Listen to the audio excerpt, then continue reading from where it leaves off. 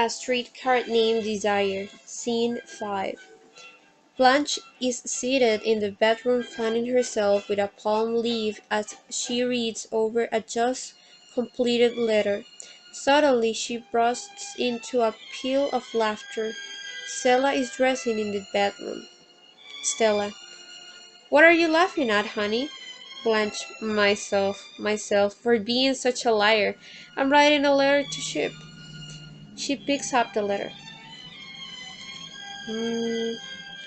Darling Ship, I am spending the summer on the week, making flying visits here and there, and who knows, perhaps I shall take a sudden notion to swoop down on Dallas. How would you feel about that? She laughs nervously and brightly, touching her throat as if actually talking to Ship. Forewarned is forearmed, as they say. How does that sound? Stella. Blanche going on nervously. Most of my sister's friends go north in the summer, but some have homes on the Gulf, and there has been a continued round of entertainment, teas, cocktails, and luncheons. A disturbance is heard upstairs at the Hubbles' apartment. Stella. Eunice seems to be having some trouble with Steve. Eunice's voice shouts in terrible wrath. Eunice, I heard about you and that blonde. Steve, that's a damn lie. Eunice, you ain't pulling the wool over my eyes. I wouldn't mind if you stayed down at the Four Dills, but you always going up. Steve, whoever seen me up? Eunice, I seen you chasing her round the balcony. I'm going to call the boy squat. Steve, don't you throw that at me. Eunice, shrinking. You hit me. I'm going to call the police. A clatter of aluminium striking a wall is heard, followed by a man's angry roar, shouts and overturned furniture. There is a crash, then a relative hush. Blanche brightly. Did he kill her? Eunice appears on the steps in that demonic disorder. Stella. No, she's coming downstairs. Eunice. Call the police. I'm going to call the police. She rushes around the corner. They laugh lightly. Stanley comes around the corner in his green and scarlet silk bowling shirt. He trots up the steps and bangs into the kitchen. Blanche registers his entrance with nervous gestures. Stanley. What's the matter with Eunice? Stella. She and Steve had a row. Has she got the police? Stanley. Nah, she's getting a drink. Stella. That's much more practical. Steve comes down, nursing a bruise on his forehead, and looks in the door. Steve. She here? Stanley. No, at the Four Dills. Steve. That rotting hunk. He looks around the corner a bit timidly, then turns with affected boldness and runs after her. Blanche. I must jot that down in my notebook. I'm compiling a notebook of quaint little words and phrases I've picked up here. Stanley.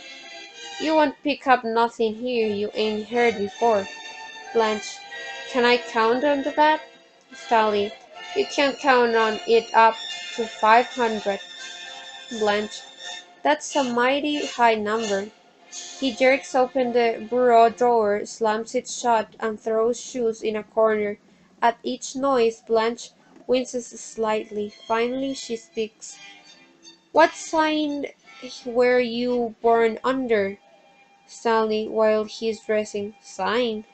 Blanche. Astrological sign. I bet you were born under Aries. Aries people are forceful and dynamic. They dote on noise. They love to bang things around. You must have had lots of banging around in the army, and now you're out. Now that you're out, you make up for it by treating inanimate objects with such a fury. Stella has been going in and out of closet during this scene. Now she pops her head out of the closet. Stella. Stanley was born just 5 minutes after Christmas. Blanche. Capricorn. The goat. Stanley. That sign. What sign were you born under? Blanche. Oh, my birthday is next month, the 15th of September. That's under Virgo. Stanley. What's Virgo, Blanche? Virgo is the Virgin. Stanley contemptuously. Bah! He advances a little as he knocks his tie. Say, do you happen to know somebody named Sean? Shaw?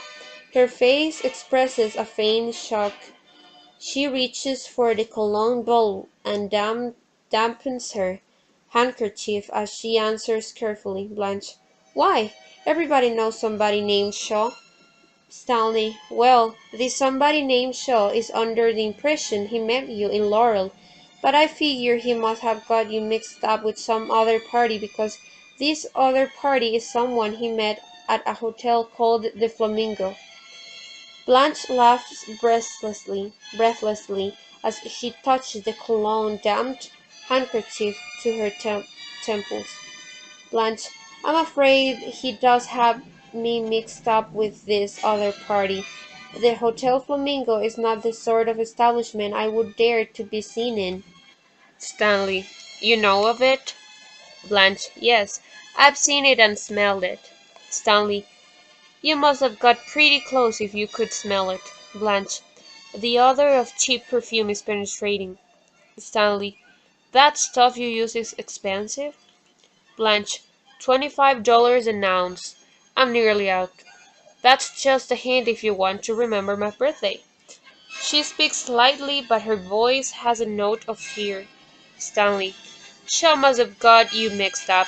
He goes in and out of Laurel all the time so he can check on it and clear up any mistake. He turns away and crosses to the portieres. Blanche closes her eyes as if faint.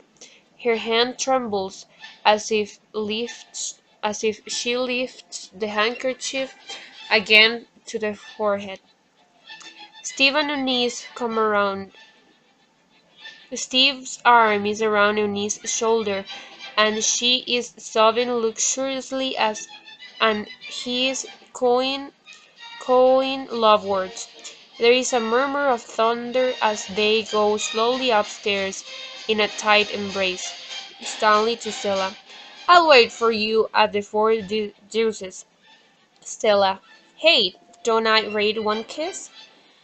Stanley. Not in front of your sister. He goes out. Blanche rises from her chair. She seems faint, looks about her with an expression of almost panic. Blanche. Stella, what have you heard about me? Stella. Huh? Blanche. What have people been telling you about me? Stella. Telling? Blanche. You haven't heard any unkind gossip about me? Stella. Why, no, Blanche, of course not. Blanche. Honey, there was a good deal of talk in Laurel. Stella. About you, Blanche? Blanche. I wasn't so good the last 2 years or so, after Belle Reve had started to slip through my fingers. Stella. All of us do things we... Blanche. I never was hard or self-sufficient enough. When people are soft people have got to shimmer and glow. They've got to put on soft colors, the colors of butterfly wings, to put a paper lantern over the light. It isn't enough to be soft. You've gotta be soft and attractive.